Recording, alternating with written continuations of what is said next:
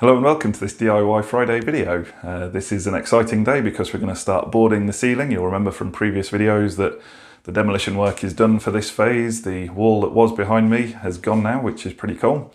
And we're about to overboard this ceiling. Now, as always, I am not a professional plasterboarder, so please don't take this as being the best way of doing anything. I'm just sharing what I'm doing really. And there might be one or two little hints in there that might be useful. So yeah, there's I'm sure much better people out there on YouTube to watch if you're looking for professional advice on how to overboard a ceiling. One word of caution though, is that looking up at the ceiling here, you can see that that is Artex.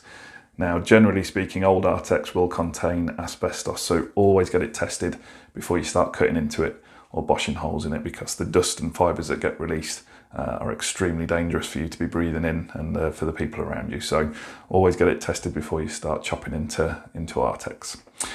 So I'm going to be mounting these boards here, these 12.5mm 8x4 sheets of plasterboard. These are heavy. They're 25 kilos in fact, so they're pretty beefy in terms of getting them up on the ceiling there. So unfortunately I'm working on my own today and I don't have anyone with me to help lift these. Generally speaking, you'd be doing a two-person lift with those because they are really heavy, but I just don't have any choice today, and it's yeah, something I've just got to overcome. So yes, I'm going to be lifting these quite carefully and using a couple of little kind of tricks to try and make it a little bit easier and make sure that I don't wrench my back, because yeah, these are heavy and unwieldy, so we'll see how that goes.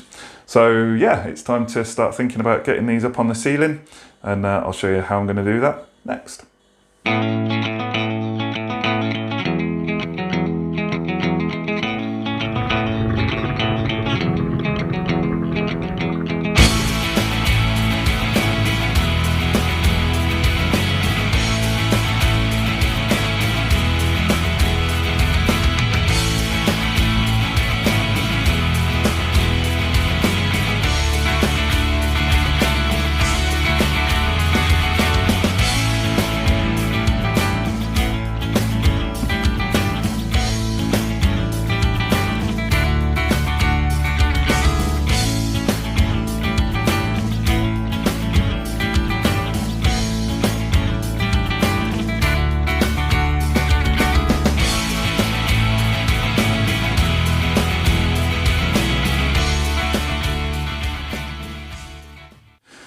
Okay, so we've got that bit of timber mounted on the wall. You might be wondering what that's all about, so let me just spin the camera around and show you.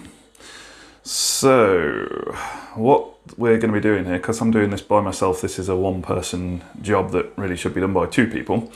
To save myself having to support the entire weight of the board the whole time, I've got this kind of bit of timber up on the wall now, just temporarily fixed, and I didn't mind drilling some holes into this wall because, as you can see, it's pretty battered already. It's going to require some attention, so 3 more little holes won't be a problem.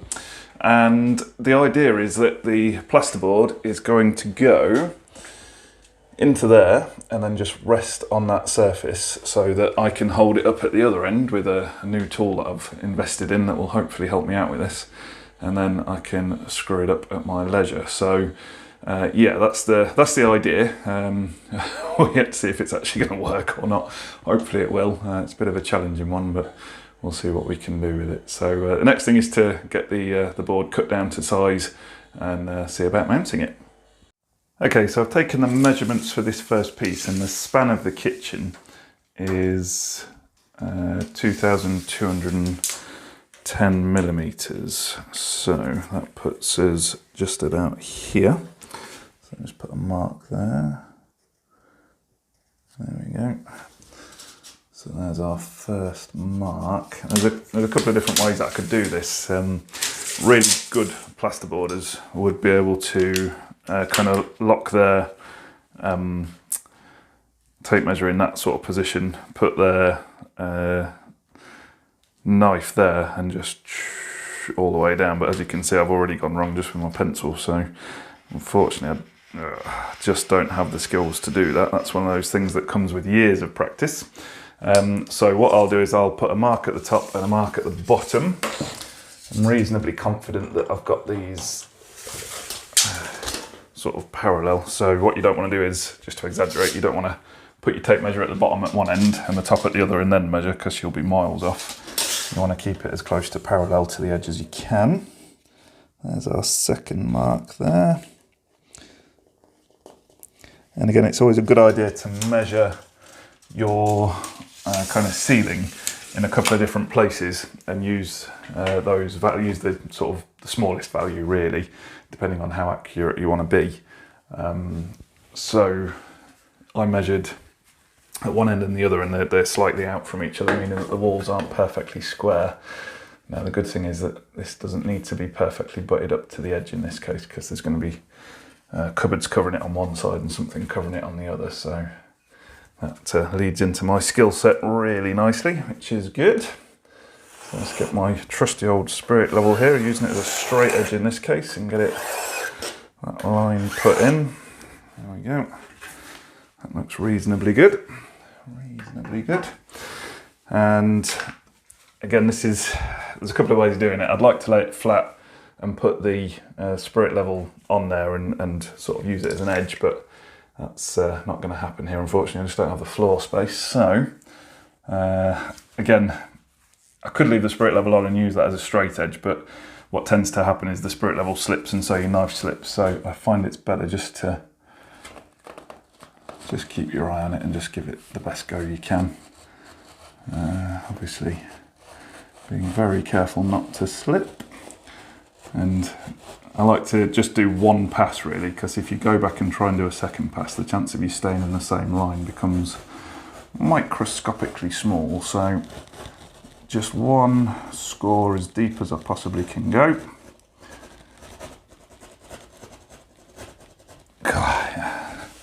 I'm starting to shake now. I'm trying a bit further.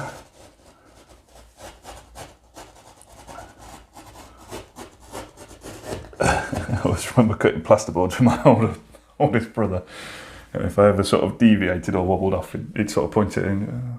What's this? Yeah, so I feel like he's over my shoulder watching me do this. So yeah. Now again, being careful here, because obviously I'm cutting towards myself. I've got my face a long way away from the blade, but hopefully shouldn't slip. I started to scrape the board there, unfortunately, scrape the paper, which is amateurish, but hey, I am not a plasterboarder.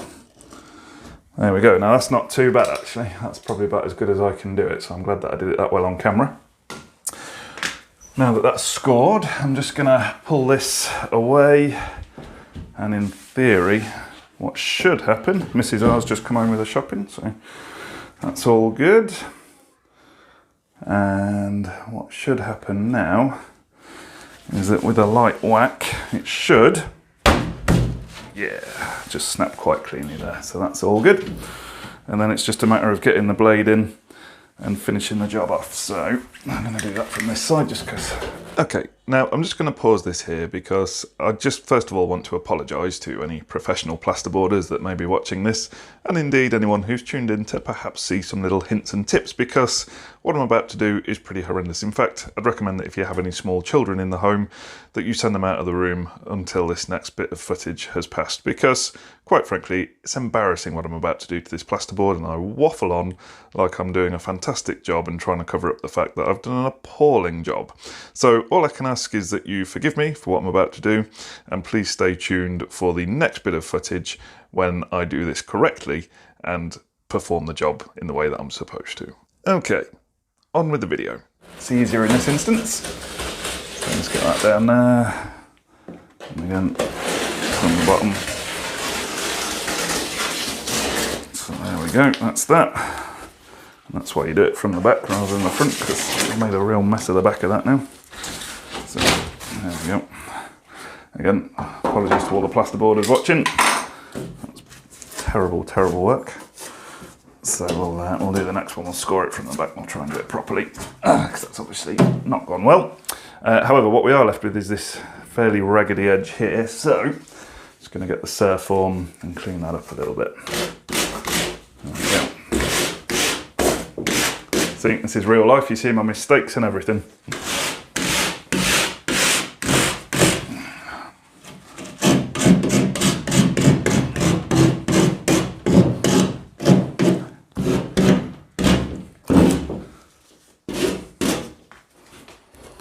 There we go. Right, so that one is just about ready to get up onto the ceiling, which is going to be the back braking part. So we'll get the camera set up and we'll do that bit next. Okay, so we've got the board cut and ready to go. My incredibly raggedy edge there, which again, I apologise to the plasterboarders for. I'll do the next one properly so it doesn't end up like that.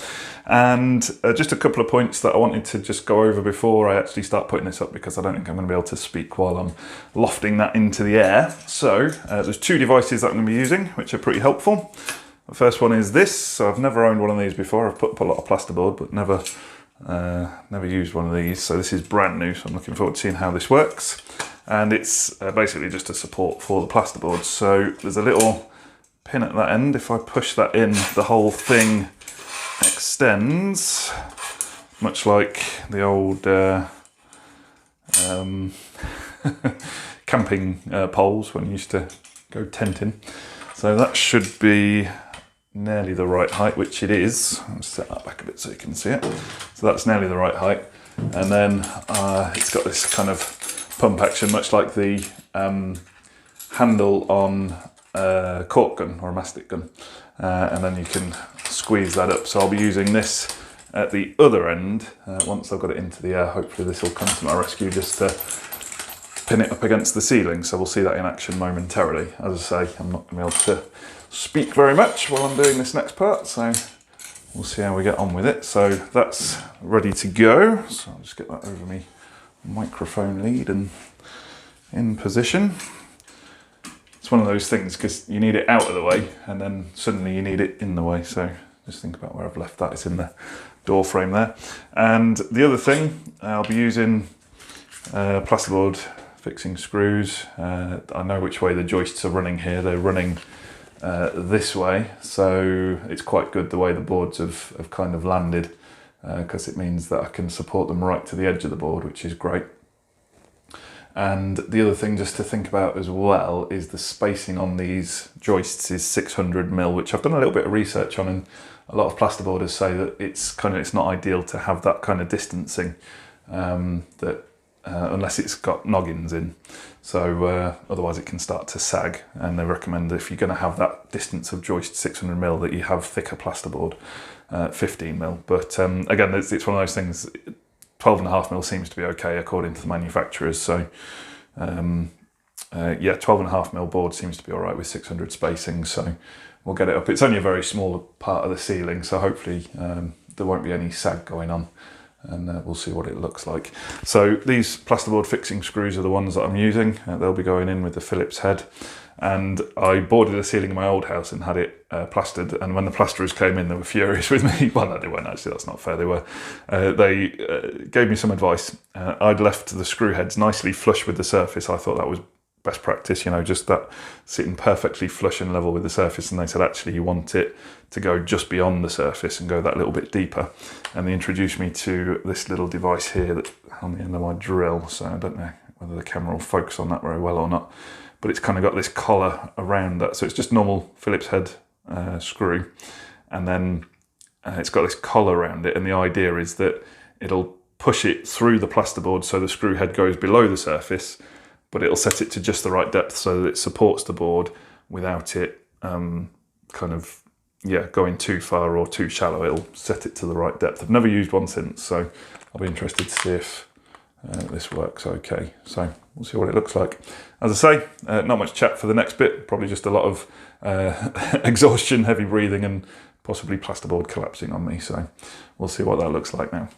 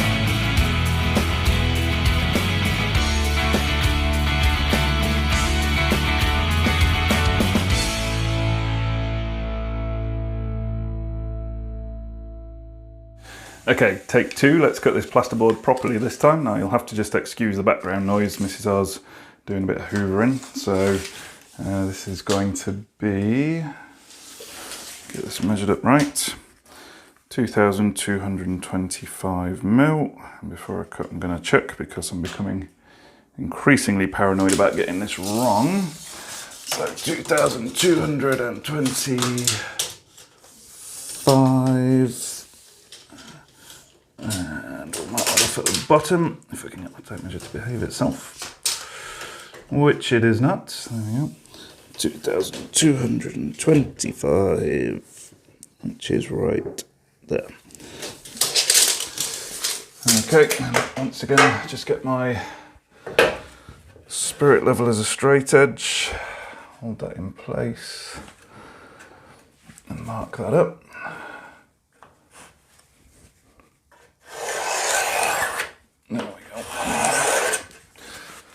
There we go, that's good. And now start carving it down again. Yeah, I'm just going to double check that measurement actually because I'm feeling super paranoid because that first board was not a perfect fit. Yeah, that should be better. Let's see how that goes. Okay, steady hands once again. Just keep this on the line, deep as I can manage in one cut. There we go, didn't help that I gave myself two lines to follow at the top there, so following the more accurate one. There we go, that feels like it's going okay, just keep the pressure on there. Again, when you watch professional boarders do this, you start to appreciate the skill that they have. I'll do this about twice as quickly, twice as neatly, and without a wobble. You can hear my brother's voice, and what's this then? What happened here? So we'll get that back on track. There we go. Oh dear, look at that. It's all over the place now. He's lost it. Maybe by the time I get the third board, I'll be perfect. Let's have a look. Right, so just get that coming up the ways again. Very careful not to get my face involved with this. There we go. Right, I think that's good enough.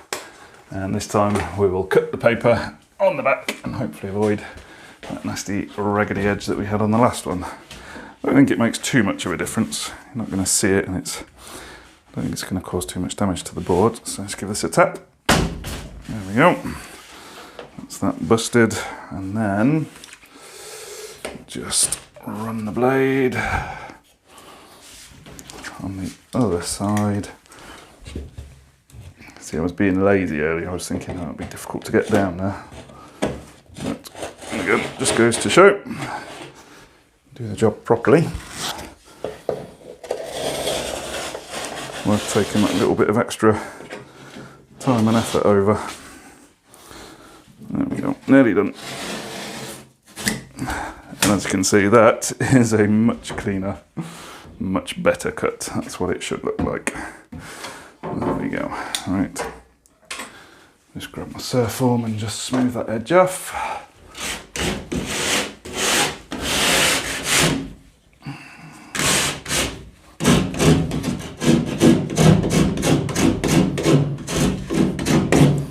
There we go. That is much better. Right, we'll get that mounted. And then we're over halfway.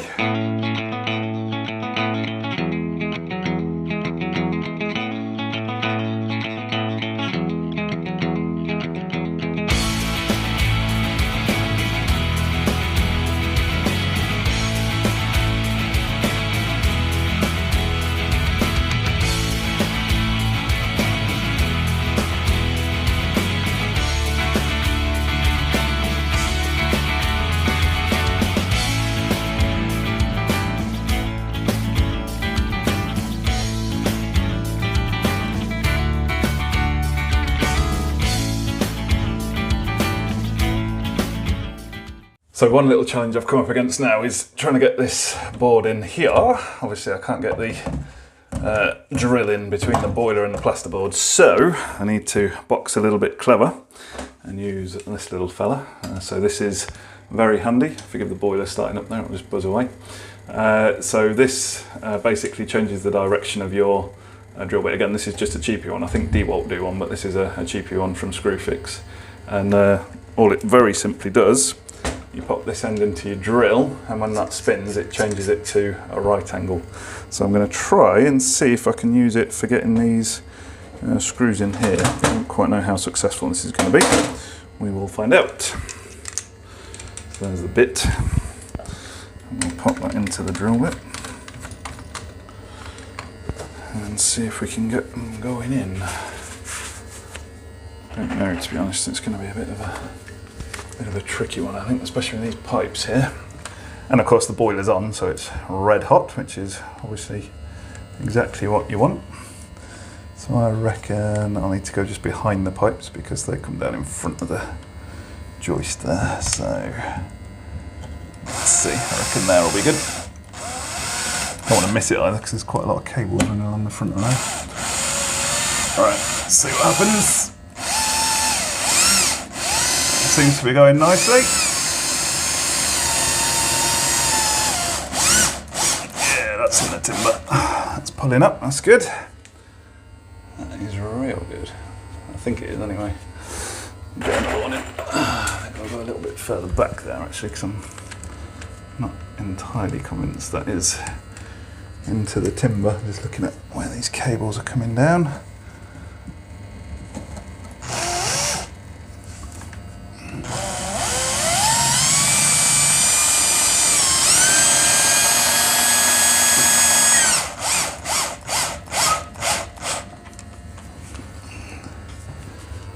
Again, not convinced that's into the truss there, or the joist or whatever. Yeah, might need to go a little bit further back still on those ones. We'll see. Let's try and get one in the back corner here. See if we can get that one in. Quite on the edge of that one.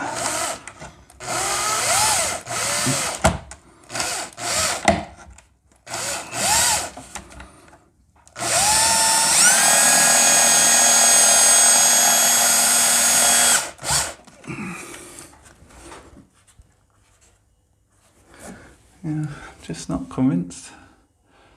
Must be in there, surely. Can actually see where the joist is around there. So, do you know, I might be behind it actually. Might be too far. Nah, that can't be, can I? Can't be. Right, anyway, that's the principle. Clever bit of kit. Okay, there we go. The ceiling is boarded. Wow, that has been a monumental task, and it's only a very small ceiling, like 2.5 boards. So 3 things that I've learnt from making this video, from doing this ceiling. Number 1, I need a new drill. My one's on its last legs and the batteries are dying, so it might be time to splash some cash on that. Number 2, boarding a ceiling, excuse me, is definitely a 2-person job. And number 3, plasterboard has really earned their money. This has been monumentally hard work doing this stuff. It's funny because obviously I've done it before, I've boarded ceilings before, but maybe when I was a little bit younger. I think that probably was about, I don't know, maybe about 13 years ago. And yeah, not quite physically what I was back then, but it's done, it's good, it's up.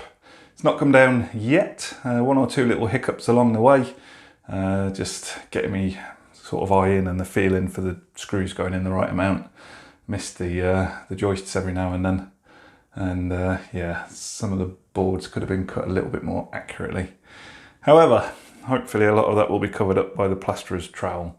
And that is definitely a job that I'll be getting someone in to do, because I will not be plastering this because I can't plaster. I can do patch repairs, and I tried to do a ceiling once that fortunately was getting covered up. I just did it as a little practice exercise. And yes, it's definitely not a skill that you just naturally have. That's something that you need to develop as time goes on. So yeah, I'm going to have a tidy up. I'm going to go and have a nice shower. Gonna finally get the force field down. That'll be the last of that for now once I've swept and mopped in here. And yeah, job done. Ceiling's boarded. Next step is get this window bricked up. Hopefully that'll be happening before too long. Get the ceiling plastered. I'll be popping some lights in temporarily just to get the light back on in here. And then yeah, this end is pretty much ready to start putting some kitchen in. So we'll see what happens first next. So the next video may well be me on a shopping trip, we'll see. All right, but as always, hope you've enjoyed the video. Any comments, tips, panicky moments that you need me to go back and correct something, then please let me know. And yeah, all that remains as always is to say thank you very much for watching. Bye.